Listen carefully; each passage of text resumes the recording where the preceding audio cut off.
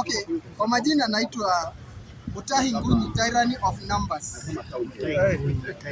Na nataka kuongelea mambo ya lugha ya viongozi wetu, kama jinsi tumewasikia wakitoa lugha ya matusi juma hili limepita.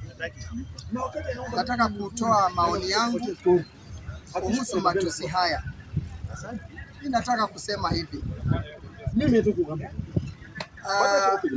Viongozi wetu unafaa kuuza sera badala ya kufanya matusi. Na ushauri wangu kwa rais wa Kenya William Ruto kwamba wewe ni rais wa Kenya na wewe ni mfano wa umoja wa kitaifa, na pia wewe ndio uko kwa ofisi ya urais, ofisi ambaye iko na heshima kubwa sana Kenya. So mimi nataka kusema ya kwamba rais wetu, ingawa uko na wewe ni mwanadamu na unaweza kuwa na hasira kama watu wengine, lakini wewe ni baba wa taifa. Kama ulikuwa umepanga kulipa huyo mtu ya kesi. Bunge power. Bunge power. Mzalendo wa Kenya hapa.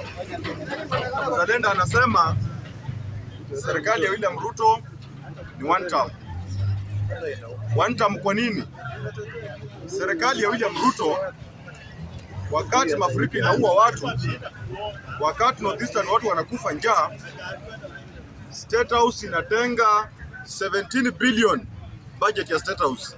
17 billion ni pesa inaweza feed Northeastern the whole year. Lakini hiyo pesa inatengwa State House kushughulikia mtu mmoja wawili pale State House. Tutaendelea kuishi hivyo kama nchi? Hiyo ndio sababu ya kwanza tunasema one term. Ya pili, healthcare system.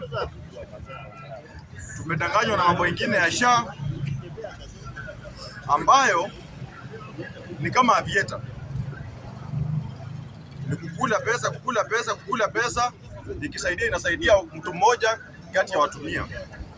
Kama nchi hatuwezi endelea hivyo. Ndio sababu tunasema ni one term. One term kwa nini? Basi, amjambo bunge. Jambo. Nikiwa hapa kwa bunge la wananchi Huruma Ground, Eldoret Town. Kwa majina naitwa Elfas Otieno na ningependa kuchanga kwa hii mjadala ya SHA, ikiwa ni njia mpya ambayo imeletwa ili iweze kuhudumia Wakenya katika mambo ya afya. Basi ningependa nitoe maoni haya.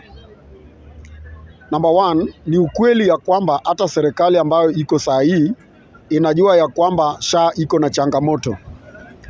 Na uzuri ni ya kwamba kupitia idara ya afya mpaka ofisi kuu ya rais wameahidi ya kwamba SHA iendelee, lakini changamoto ambayo iko wanashughulika nayo jinsi inakuja. Na kwa mfano, iko wakati ilikuwa ni lazima ulipe mwaka moja ndio utibiwe. Wakasema inaweza kulipwa hata 3 months or 6 months na iweze kutekelezwa. Na ni ukweli ya kwamba kitu chochote ambacho imeanza mgeni lazima ifike wakati inakuwa na changamoto. Mimi kama Mkenya sisemi ya kwamba SHA inafanya vizuri, lakini nasema naunga mkono ikiwa ya kwamba haifanyi vizuri, lakini niko na matumaini ya kwamba itafanya mzuri. Ningependa niwakumbushe Wakenya nikiwa hapa Eldoret Huruma Ground ya kwamba SHA si mbaya, utekelezaji ndio inaenda polepole. Na kwa hivyo kama vile mnajua maisha ya binadamu, chochote ambacho nimeenda nikitarajia inisaidie na ikose kunisaidia wakati huo, lazima mimi nitalalamika ni mbaya. Na yule ambaye amepata usaidizi kwa wakati inafaa, lazima aunge mkono na aseme ni sawa. Kwa hivyo wale ambao wameenda hospitali na wakapata SHA inafanya kazi, hata saa hii wanasema 100% SHA inafanya kazi. Vile vile wale ambao wamefika pale na wakapata changamoto wanasema haifanyi. Kwa hivyo ningependa nilinganishe vitu vitatu ambayo ni za maana sana au vinne. Moja, idara ya elimu. Ya pili, idara ya afya. Ya tatu, idara ya agriculture au ukulima, kilimo. Alafu tuko na la nne ambayo ni idara ya kawi. Hizi idara ni za maana sana, lakini ningependa nilinganishe SHA na idara ya elimu. Wakati mwaka nikiwa mtoto mdogo naenda shule, Wakenya ambayo hawana subira, Wakenya wako na haraka hata kwa vitu ambayo inawasaidia. Mimi nikiwa mtoto mdogo naenda shule, tulikuwa na system ambayo ilikuwa inaitwa 844 ya kwanza.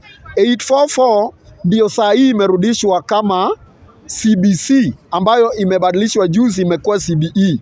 Sisi tukiwa shule tulikuwa tunafanya agriculture, tunafanya home science, tunafanya art na tunafanya hizi zote, ijapokuwa hatukuwa na mambo ya kompyuta. Hiyo peke yake haikuwa.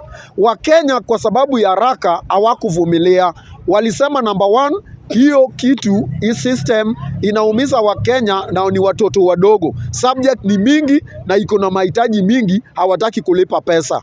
Serikali na wale ambao ni washikadau wa elimu wakatoa kwa sababu ya ushauri ya Wakenya. Walikataa kwa sababu serikali inaenda jinsi Wakenya wanataka. Baadaye mimi sijakufa, bado niko hai. Imerudishwa yale ambayo ilitolewa miaka 80 na kitu, imerudishwa watu ambayo wamezaliwa juzi wakifikiri ni kitu kigeni. Lakini hizo ndio vitu ambayo hata kama rais yetu anaenda tuende Singapore. Inchi kama Korea na Singapore na Malaysia wakati huo walikuwa wanafanya yale syllabus ambayo tuliacha sisi wa Kenya tukilalamika, Rais Moi akiwa serikalini. Inarudishwa saa hii, sasa wanasema pia iko na gharama. Lakini nchi ambayo zilikubali zikaendelea, wamepiga hatua na wako mbele, na huko ndio tunaenda kuomba msaada. So ningependa niseme ni hivi. Hata hivyo mambo ya SHA nikimaliza ni sawa na mambo ya elimu. Tukienda polepole itarekebishwa, itakuwa vizuri. Lakini tukirudi tuseme SHA ni mbaya, turudi kwa ile ambayo tulikuwa pale. Nchi gani inapigaga hatua mbele alafu inarudi huko nyuma? Haiwezekani. Mimi namaliza nikisema hivi, Wakenya wakuwe na subra. Wale ambao walianza hii kitu waweke kwa kichwa, si William Ruto ambayo wanaambia one time na nini. Wasomi ndio wamekalia hii chini na wakaona ni vyema hii ambayo imeletwa kuliko ile. Hata hii system yeyote ambayo idara ya serikali inaleta, si rais anakaaga chini na anasema, inakuaga wasomi katika hiyo idara. Hawa wako na uwezo ya kurekebisha juu wanasikiza malilio ya watu. Mimi nasema Wakenya wakitaka kuenda, msije mkaona mtu akileta kitu mzuri au kitu kipya inakuaga mbaya. Angalieni uzuri pia. Na tukienda hiyo style ya kusema vitu ni mzuri, basi tutakuwa tukibaki nyuma kila wakati. Tuende mbele, turekebishe penyiko na makosa, na wale ambao weko serikali pia wakubali kurekebisha penyiko na makosa, ili tuende pamoja kama nchi. Asanteni sana, tuwe na subira. Mimi na support SHA iendelee, lakini serikali ifanye mabadiliko penye wananchi wanalia. Kwa sababu nime experience vitu mingi kwa SHA. My friend, kila regime inajaribu kuboresha mambo yaliyokuwa ya regime nyingine. Haturudi kuboresha mambo yenye iko kwa hii regime, tuboreshe kwa kama ya Moi wakati fulani. Unaona? Tukikuja kwa mambo ya SHA, wakati saa hii SHA vile iko saa hii inashughulikia vitu mingi. Kwanza saa hii SHA iko guaranteed kuwa kama wewe unashughulika, kama umelipia SHA yako vizuri, kwa guaranteed kuwa utaenda pale hivyo na ikushughulikie kitu fulani, itakushughulikia. Kando na NHIF ilikuwa unaweza enda pale hivyo na uambie hii NHIF inashughulikia, hii haishughulikii. Lakini mimi nimeona kwa SHA, wakati mtu nimeenda na mgonjwa pale, kitu ya kwanza wanauliza, uko na SHA? Ukisema niko na SHA, tayari ule daktari ama ule nasi mwenye yako pale, sababu yake ya kukuuliza uko na SHA ni kuwa anataka itumie. Lakini ukienda mahali utibiwe kwanza umalizwe ndio ulizo ulikuwa na NHIF ama ulikuwa na hii, inamaanisha hiyo kitu inaweza kuja baadaye. Juu wakati wenye regime wenye ilipita, Mambo ya NHIF iko ati ni first priority, ati mtu atakuuliza uko na NHIF. Ulikuwa unatibiwa tu, ni wewe mwenyewe utajitetea useme niko na NHIF. Ndio ifanye. Lakini saa hii ukifika pale, either kama ni kukata kitabu pale, utaambiwa utauliza swali uko na SHA. Then SHA ianze kudeduct kutokea kwa kitabu kuelekea. Mimi yangu ni hayo tu. Kwa majina najulikana kama Sir Milton Mwakanji. Generally natoka Kakamega County na nimekaa hapa town Eldoret kuanzia mwaka 2012. Na tunapoangalia vile ingi ya Kenya inaenda tunaenda mkono mbaya upande wa siasa. Siasa tumeanza mapema ambako kuna watu sana viongozi wakubwa. My friend, tell us. Siasa imeanza mapema na ni gender election. Okay. Now, watu wameanza matusi ambapo si vizuri kwa taifa kwa ujumla. Jambo la pili, ningependa kuzungumzia jambo la kuhusu mambo na SHA. SHA, wala watu ambao wameajiriwa kazi na wale ambao hawajaajiriwa kazi wanajikakamua, wanalipa pesa yao ili waweze kupata matibabu. Lakini inafika mahali kimeumana. Unaambia kwamba kwa vile SHA imekulipia kitanda uweze ukalipa matao mwenyewe. Tunajiuliza, tumekuwa na NHIF wakati Uhuru Kenyatta. Tumekuwa na NHIF wakati Kibaki. Hakuna Mkenya yote ambaye aliwahi kuambia kwamba NHIF imelipa kitanda enda nunua madawa. Mheshimiwa Rais kama amekaa kwa ofisi Nairobi, ongelesha CS wako Nduale, mrekebishe mambo na SHA. Wakenya wanaumia sana. Jambo la tatu, ningependa kuzungumzia mambo na ile mbolea ambayo inauzwa saa hizi.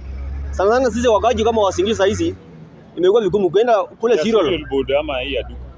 Kwenda Zero saa hizi imekuwa shida kubwa sana kupata mbolea. Lazima upange laini. Na wenye wanapewa mbolea saa hizi bila kudanganya ni watu wako. Wale wengine hawapewi mbolea. Umechoma.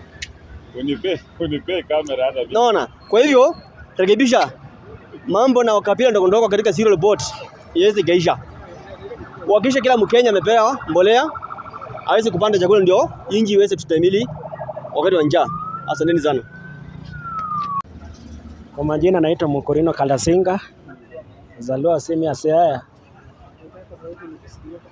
Kwa majina naitwa Mkorino Kalasinga, mzaliwa sehemu ya Siaya. Naishi hapa Eldoret kwa muda mingi, karibu ni 15 years. Mimi na kwa maneno ya SHA. Sasa hii namiza wa Kenya kusema ukweli. Kwa sababu kama uko pale uko na SHA, hata mimi naongea hivi. Hata mimi juzi nakuwa na mgonjwa. Napeleka mifaro. Kupeleka mifaro sio kutumia hiyo SHA. Wanasema miende mipime, miende kwa lab. SHA alipi lab. Kitu ya kwanza, SHA alipi mtu mwenye in pesa na not person. Sasa in pesa mwenye SHA analipa. Sasa hiyo SHA asaidii wa Kenya. Kwa sababu hata mimi nakuwa na SHA juzi na nakuwa na mgonjwa mifaro sikutibua. Sasa yangu nalipa mpaka Januari. Ngoja tu verify. When ulikuwa referral walikuuliza kama ilikuwa lazima uwe na SHA. Wakuuliza mimi, tu mimi mwenyewe naambia niko na SHA. Mimi naambia niko na SHA. SHA yangu nalipa mpaka next year. Wanasema SHA hata saidia wewe saa hii. Kama mtu wako atakuwa kwa ward, SHA atashughulikia. Kama mtu wako hata kwa ward, utagharamia tu. Utagharamia mwenyewe. Hata siku hiyo narudi, sikukuwa na pesa. Siku ya 3 sikukuwa na pesa. Narudi na mgonjwa wako kushughulikia yoyote. Kwa hivyo SHA ifanye. SHA afanye. Kwa sababu hata mimi naona SHA asaidii mimi kwa maisha yangu. Alafu shida ya SHA ni shida moja. Kama unakuwa na mtoto, kwa mtoto unaishi nayo ya mtu mwingine au mtoto alikuwa anaishi kwa mjomba huko, anachukua jina mjomba na jina anatumia jina mjomba. Kama narudi wanasema huyu mtoto si yako. wawezi kuweka kwa system. Kwa nini? Huyu mtoto ni yako. Anatumia jina ya mjomba. Juzi kuenda wanasema jina iko tofauti. Huyu mtoto tuwezi kuweka kwa system yako. Ukatie mtoto saa yake tofauti. Sasa takuaje huyu mtoto bado hajafika 18 years? Mtoto hajafika 18 years. Utakatia saa, utalipa saa yako au utalipa ya mtoto? Mtoto walikuwa wanasema ukatie mtoto kisha 18. Hajafika 18. Hata hiyo mtoto yuko form 1. Wanakataa kuweka kwa system mpaka saa hii. Wanatuma mimi kwa DC, mene nifanye nini? Sasa mimi naona hakuna haja kama nakuja kwa hii ofisi. Sasa hiyo uko na mgonjwa. Sasa hiyo tulikuwa na mgonjwa. Na sasa hiyo ndio wanakutuma kwa DC. Wanatuma mimi kwa DC. Sasa utaacha mgonjwa ama utaenda kwa DC? Sasa sijui utaacha mgonjwa ameenda kwa DC mshughulikie. Kuja hapo tetee saa. Sasa sijui hiyo serikali afadhali. Alafu juzi wanasema saa natumia level iko vitu vingine inaitwa level 4 na level 3 na level 5. Kwa sababu juzi nakuwa na mgonjwa napeleka IVC.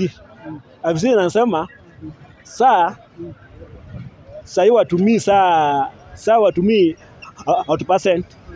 Kwa sababu saa hii wako level 4. Sasa miende kwa hospitali Huruma iko level 3 anatumia saa. Level 4 ndio inatumia saa. Level 3 inatumia saa. Level 3. Level 4 hawezi kutumia saa out. Sasa hii kitu mimi sioni maana yake. Kwa sababu sioni afanyi. Kama mimi mwenyewe ninaweza kulipa saa hii saa yangu nadai paka Januari mwezi wa pili. Mimi bado niko na mgonjwa, natoa pesa kwa mfuko, napeleka kwa hospitali, nalipa kila kitu kwa hospitali, ndio mimi niko na saa. Afadhali HIF kama nakuwa nayo, nakuwa nasaidia mimi kuliko saa. HIF akisiku kwa hakuna suku HIF anakuwa anatoa hata sina yangu kwa mfuko. Hata kama bado mfika tu pale, atatibu mtoto yangu, atatibu mtoto ndugu yangu kama miko nayo. Hii saa hawezi kutibu mtoto hata ndugu yako. Saa hii unagopa hata kuchukua mtoto ndugu yako uishi nayo. Kwa sababu ugonjwa kama nafika hujulikani, utapeleka kwa hospitali wanaambia saa saidi.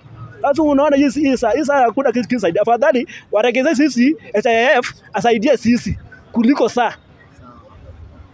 Mimi sina maneno. Bunge power. Mimi nataka tu kurekebisha vitu machache yenye nimesikia hapa hivyo bunge wenzangu wakiongea. Kitu ya kwanza naambia mbunge mwenzangu Kiarie, ODM haijakufa. Kenye kimekufa iwezi ongelewa. ODM iko imara na imesimama. Sasa hiyo toa na utoe kabisa. Kama uone unataka kuonesha penye iko, kwa mpole tutakupeleka. Kitu ya pili, nimesikia wenzangu wakilalamika kuhusu Sure, kuhusu Mama Dota. Mimi sasa nataka niongeleshe Sure kama rafiki yangu. Tena kama mwe tumekuwa naye kwa ODM kwa muda mrefu sana. Sure, hiyo kitu nilisikia ukisema juzi Mama Dota anafanya, usilalamikie kitu. Mama Dota ako na mpango mzuri ya kwamba hata ODM ikuwe na mwakilishi wa Singishu. Na siasa ni hesabu. Amepiga hesabu, hata hesabu yako unapiga na Huruma, kusema kweli huwezi toboa. Sasa mama ameona akipiga hesabu yake Langas, akichukua wale watu wanamsikia, ayabadilishe kura wende wapige Langas. Mama anatafuta bargaining power ya ODM wa Singishu. Sasa Sure usilaumu wa mama. Uunge wa mama mkono, kwani mama mkono ili tukue kitu kimoja. Hiyo ujinga yenye tunafanya, mimi kama Mjaluo na wewe Mjaluo, hiyo ndio mchezo tulicheza hapa hivi Kiplombe mpaka Rama akaanguka. Tulikosa kujua nini yenye tunafanya. Sasa wewe rudi chini, unga Mama Dota mkono. Wewe rudi chini, unga Mama Dota mkono, saidia Mama Dota chenye anafanya. Wacha kushinda kulaumu Mama Dota ukimtangaza kwa hizi bunge zote. Umeona vinakuharibia sifa. Hiyo ni kitu ya kwanza. Kitu ya pili, Sure, wewe ni kiongozi hata kama huje kuwa MCA, but tunakutambua kama kiongozi mkubwa wa ODM. Wacha kutembea penye hao viongozi wadogo wako ukisukumana nao kwa pesa. Nimesikia kitu na sijifurahia. Kwa maana hata mimi sio kiongozi, lakini upanda pesa huwa sisukuma nyingi, na ngoja nifikiwe ndio nipewe pesa. Sasa ndugu yangu, mimi nakuomba kama mpole, fuata chenye Mama Dota anataka ili tufike penye tunataka. Na Uburu, mimi nakuomba hii chama ya ODM hapa Uasin Gishu wenye wamesimamia hawana haja na chama cha ODM, wako haja na pesa ya ODM. Sasa mimi nakuomba, tuko na shida sana hapa ODM. Tafadhali nakuomba kiongozi wangu party leader Oburu Odinga, tembea hapa hivi Uasin Gishu, tembea hapa Uasin Gishu ili utusaidie. Hawa sio viongozi, hawa ni wale watu wanataka kufaidika na chama cha ODM. Wakishapata pesa yao, ODM yanguke isipoanguka, hiyo sio shida yao na sio biashara yao. Sasa mimi nakuomba tu kama mpigaji kura wa Uasin Gishu, member wa ODM, tutembelee. Na mimi ninasema bila kuogopa, ODM ndio chama chenye kiko na nguvu, tena ni chama chenye kimesimama imara, na ni chama chenye kinasikika, na ni chama chenye kimefanya hata William Ruto akitembea anajua ako Kenya na ako strong. Kwa kimara koni anaenda kwa kijalo. Yes, ambie Sure. Yes. Mage fuo manotimo Kiplombe. Fuo mineno mise chako gi. Kam min dota use chako. Barabara maber mamondo yud kura. Oyud MCA oe mondo tim gimondo timono. We uti gi pesa te. So long as no de deliver kom no mokelo nwa. Nwachan gi mang'eny ni politics and pesa. Politics ok en dhok and pesa. Dhok mang'eny no. To Mama Dota tiyo gi wiye. Kendo Mama Dota osebeda bra piny mobet piny. Mama Dota neno gino kuom Sibuoche. Sibuoche notemo gi yore te, but ok noti gi pesa. E gimo Sibuoche ne lwar. But Mama Dota chako manyo gini gi pesa. We Mama Dota nyiewo ji. Uruma ka ukibito boa. Ma karukuche. Jogi schemas, jogi nigi teko ka. Ok nyal to boa. Man min Dota, makulet min Dota. Dhi kode mos mondo yud gini. Once ka min Dota yudo gino, kati be yudo. Okochuno ni ka min Dota yudo gino to koro achini. An kanyo ni min Dota landi ni MCA Malangas. Bena seriously, bena lo chikra mali. Koma gima denga kon, kikotim fuo manotimo Kiplombe. Machama ma ODM lal Kiplombe. Gino rama yuak no wanya kasani, nwach notemo kwero, mwa kwero kabisa. Wabedu gimoro achiel, mondo wane ka rama nyalo faulu Kiplombe ka. Ne otamre, ma jomoko dhi independent, jomoko dhi ongo nyaka opponent mara molwar. Kwa gima denga koni, many min Dota, mak lwete, kata unyiewo ji Huruma ka. Biuru mondo wamanyu jogo Huruma ka mondo nyiewogi tergi Langas mondo wamuk muya. Ena mano kende. Asante. Nataka kurespond kwa ndugu yangu. Kitu ambacho Wakenya tunapenda kufanya, tunapenda shortcuts. Na shida mingi inayotokana na SHA ni shortcuts. Kwa sababu gani? Wakati mtu amepeana information, SHA imekupea kukata 500. Already hiyo SHA yenyewe imekuclassify, unaanzia wapi? Unaanzia dispensary. So ukitaka sasa iende juu, inakuwa na watu call referral. Dispensary ndio inafaa wakurify wapi? Hapa rural. Rural wakijaribu kutibu ishindikane, they are supposed to refer you to the district. Because MTRH, it is called a referral. So kufika kwa SHA, kwa mambo ya SHA, ukifika kwa referral which is level 6, you are supposed to have been referred. Lakini sasa watu wengi tunaruka hizi zote, tunaenda kwa referral hospital, MTRH. Na hiyo ndio the problem ambao tuna face. Unajua nataka kujibu hii kwa sababu nimekuambia last year we had a practical example. Sawa sawa? Na nimekuambia practical example, my brother lives in Nairobi. Na akianza SHA, naweza kuambia paka mahali anaishi what? Inako. Na tulianza wapi? Mama Lucy. Mama Lucy wakafanya all tests, hawaoni ugonjwa. Now what he did, akawaambia wampe a referral of specialist Kenyatta Hospital, ambao wanaitwa gastrologist, wale wanashughulika na mambo ya tumbo. Alipoenda, hao ndio walifanya scanning na waka recommend operation ifanyike, and the SHA paid. So kitu ambacho kinatusumbua as a nation, Kenya, ukisikia watu wakisema SHA is not functioning, these things are not functioning, hatufati the procedure that the government has laid in place. Hatufati ile kanuni serikali imeweka. Kwa maana ile kiwango chote cha pesa zile unakata kwa SHA inakuplace katika band fulani. So wewe ukikatwa 300 to 500 imekuplace at dispensary level. So ukitoka pale dispensary ndio itakurifa ukisonga. na ukikuwa referred, SHA itakulipia kule juu. Because what was the government doing? Ni kwamba walikuwa nataka kufanya msongamano isikuwe kwa level 6 the referrals hospital. So hii inakuwa kila mahali, hizi hospitals zote zinaweza kuwa dealt with. Mwenzangu amesema alianza IVC. Tuulizane swali. Is an IVC a government institution? An IVC is a mission hospital. We must be clear on these issues. So, huwezi anza at a wrong place and then you come and blame. Because angekuwa ameanza rural ama ameenda district na apata referral, ingeshughulikiwa. Because hata ukienda referral sahi, the first thing unakuwa, have you been referred? Uko na reference document. So hiyo ndio vitu ambao nasema kwamba shida yetu wa Kenya, tunapenda kufanya vitu last minute rush. Another issue, mtu hakati SHA. Wakati mtu wake amelazwa siku hiyo, ndiye anataka alipe SHA. Because imepeleka mtu referral amelazwa, ndio nakata SHA. As an institution, SHA nayo iko na masharti yao. Wengine watasema kwa maana umekata leo tunakulipia only 10%. Alafu tutablame walinilipia only 10,000 wakaniambia nilipe ingine.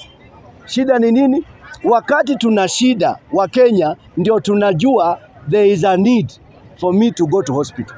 Wakati niko mzima sishughuliki. So shida zetu ni people created problems because we don't want to follow the right systems ambazo the government imeset in a place. Na hiyo ndio tunasema kwamba hatuwezi hata kufika Singapore kule tunataka kwenda, kwa sababu watu wote mentality yetu bado iko katika mahali ambapo ni chini zaidi. Tunahitaji kuwa na civic education. So utakuja kuongea, si iko hapa, so kuja ongea hapa.